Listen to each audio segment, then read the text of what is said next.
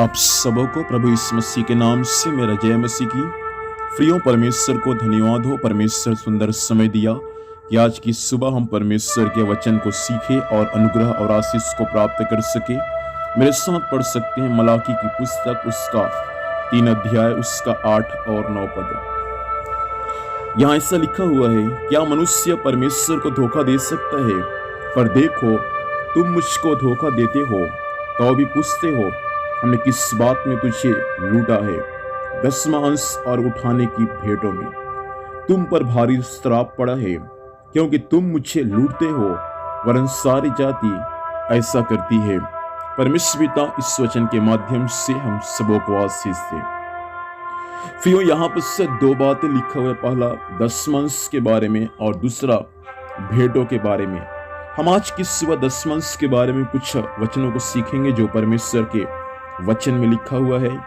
मैं पहले कभी 10वां अंश के बारे में परमेश्वर का प्रचार नहीं किया आपके बीच में, लेकिन मैं आज 10वां अंश के बारे में कुछ बातें आपको सिखाना चाहूँगा। तो परमेश्वर चाहता है इन दिनों में कि हम 10वां अंश के बारे में सीखें कि 10वां अंश क्या है और 10वां अंश कैसे हमको देना है, और 10वां अंश देने से हम परमेश्वर के अनुग्रह और आशीष को कैसे प्राप्त कर सकते हैं।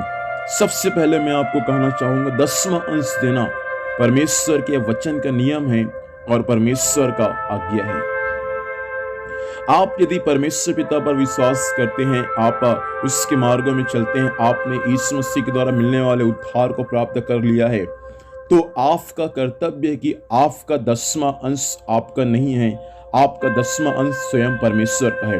अर्थात आपकी कमाई का 10वां हिस्सा आपका नहीं है, आपकी कमाई का 10वां हिस्सा स्वयं परमेश्वर का है।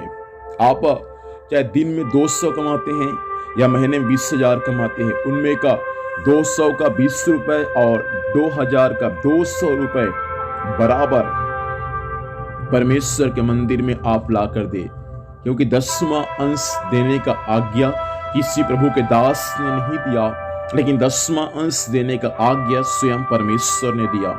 यहाँ पर जो बातें लिखा हुआ है वह है कि क्या मनुष्य परमेश्वर को धोखा दे सकता है? आगे लिखा है, हाँ, मनुष्य परमेश्वर को धोखा दे सकते हैं। कौन मनुष्य आज परमेश्वर को धोखा देते हैं? वही मनुष्य आज परमेश्वर को धोखा देते हैं, परमेश्वर को लूटते हैं, जो परमेश्वर को 10वां अंश और भेंट नहीं देते। विश्वासियों, परमेश्वर के लोगों, यदि आप परमेश्वर को जानकर, परमेश्वर के वचन को जानकर यदि आप अनजान बनते हैं और आप यदि 10वां अंश और भेंट नहीं देते, जिस कारण से आप स्वयं परमेश्वर को धोखा देते हैं। कई बार ऐसा होता है, हम प्रार्थना करने वाले हैं, अन्य भाषा बोलने हैं, नबूवत करने वाले हैं, चर्चा में बराबर संगति करने वाले हैं, लेकिन हम 10वां अंश और भेंट के विषय में कोई पूछें या कोई हमको बताए तो सबसे पहले ये बात हमको सुनने को मिलता है कि कलीसिया में बहुत कम लोग हैं जो 10वां अंश और भेंट देते हैं। मैं आपसे कहना चाहूँगा, जिस कलीसिया में आप संगति करते हैं उसी कलीसिया में आपका भेंट और आपका 10वां अंश जाना चाहिए। विशेष करके आपका 10वां अंश आपके कलीसिया में ही जाना चाहिए। बाइबल के वचन के अनुसार जो लोग परमेश्वर पिता को 10वां अंश और भेंट नहीं देते, वे लोग परमेश्वर को धोखा देते हैं, वे लोग परमेश्वर को लूटते हैं। हो सकता है आज आप मुझे सुन रहे होंगे, आप अच्छे से प्रार्थना करने वाले, आराधना करने वाले, वचन का प्रचार करने वाले हैं, लेकिन आप यदि 10वां अंश नहीं देते तो बाइबल के वचन के अनुसार आप परमेश्वर को धोखा देते हैं, आप परमेश्वर को लूटते हैं। इसलिए आगे लिखा है, तुम पर भारी श्राप पड़ा है। आपके जीवन में यदि श्राप है, उस श्राप को हटाना है तो 10वां अंश और भेंट देना सीख जाए, ताकि श्राप आपके जीवन से हमेशा के लिए हट जाए। मैं आपसे कहना चाहूँगा, विश्वासियों, परमेश्वर के भक्तों, आप यदि 10वां अंश नहीं देते अपने कमाई में का, तो आप स्वयं परमेश्वर को धोखा देते हैं, आप स्वयं परमेश्वर को लूटते हैं, और बाइबल के वचन के अनुसार आप स्वयं चोर हैं, और चोर लोग स्वर्ग राज्य में जा नहीं सकते। हो सकता है मेरी बातें आज आपको बुरा लगता होगा, लेकिन बाइबल के वचन के अनुसार ये सच है। आपको 10वां अंश देना है, आपके कमाई में का 10वां भाग आपका नहीं है, परंतु वो स्वयं परमेश्वर का है। आधा दसवां अंश नहीं देना है, 10वां अंश आपको परमेश्वर के कलीसिया में पूरा पूरा देना है।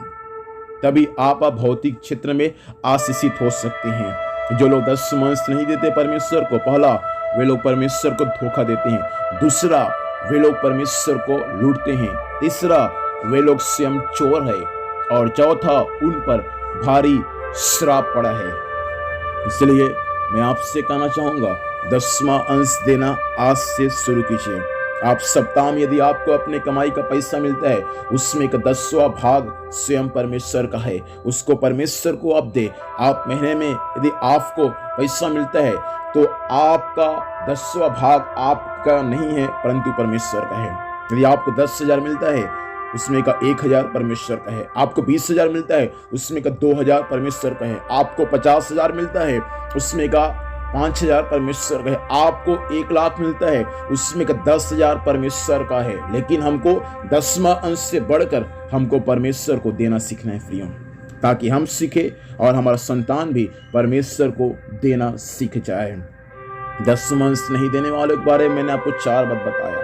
इसलिए आज परमेश्वर के वचन के अनुसार आप 10वां अंश देना सीखिए, अपनी कमाई में का भी और समय का भी।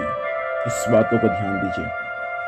मैं आपसे कहना चाहूँगा, आज से हम प्रार्थना करें, खुदावंद मुझे ऐसा बना दे कि मैं अपने कमाई में का और अपने जीवन का समय का प्रभु 10वां अंश आपको दे सकूं प्रभु, ताकि मैं और मेरा परिवार भौतिक तौर से आप में आशीषित होने पाए। मैं चाहता हूँ इस वचन को आप एक दूसरे तक पहुँचाए, ताकि वे भी परमेश्वर के वचन को सुनकर 10वां अंश के बारे में सीखे और वे भी 10वां अंश देना सीख जाए, ताकि उनका भी जीवन मसीह में धन्य हो जाए। और भी आगे हम 10वां अंश के बारे में, भेंटों के बारे में सीखेंगे। तो आज के इतना ही। आइए हम प्रार्थना करेंगे ताकि परमेश्वर हमें और भी आशीष और बरकत दे। खुदावंद परमेश्वर पिता, हम यीशु के नाम से आज की सुबह आपके पास में आते हैं।